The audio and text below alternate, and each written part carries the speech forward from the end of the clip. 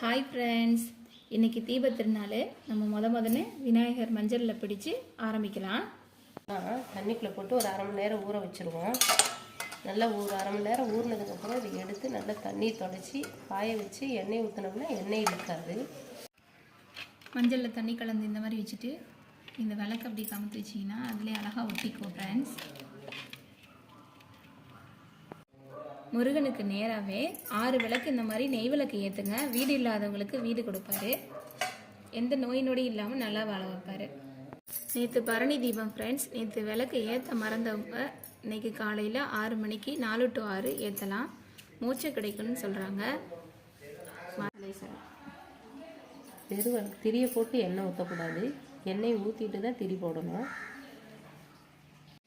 திருவண்ணாமலை அருணாச்சலேஸ்வரருக்கு 24/11 அன்னைக்கு கொடியேற்றினாங்க. அதுலேருந்தே 10 நாளாகவே தொடர்ந்து விசேஷம் நடந்துட்டுருக்குதுங்க.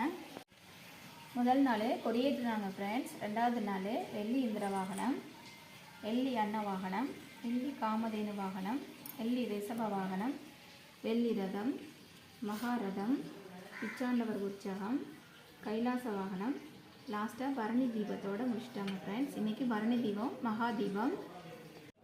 வேல் எப்போ வச்சாலுமே அச்சதை மாதிரி போட்டு அதில் மேலே முருகனை வைங்க. எப்பயுமே காமாட்சி விளக்கு ஏற்றும் போது பீடத்து மேலே கொஞ்சம் மஞ்சரிசி போட்டு ஒரு நாணயம் வச்சு தான் விளக்கு ஏற்றணும். அப்போ தான் மகாலட்சுமி அதில் குடியிருப்பாங்க. பூத தீபம் உப்பு, சர்க்கரை, பருப்பு, அரிசி, தண்ணி இதை 5 வச்சு முருகனை நினச்சி வேண்டி விளக்கு ஏற்றணும்னா எந்த கஷ்டமாக இருந்தாலும் நீக்கி நிறைவேறும். இன்றைக்கி திணைப்பருப்பு பாயாசம் முருகனுக்காக செஞ்சுருக்கோம். 27 தீபம் ஏற்றணும் இன்னைக்கு. அது 27 நட்சத்திரத்தை குறிக்கும். ஃபஸ்ட்டு நம்ம அகல் விளக்கு தான் ஏற்றணும். நம்ம குலதெய்வத்தை நினச்சி அதுக்கப்புறம் காமாட்சி அம்மன் விளக்கு ஏற்றுங்க.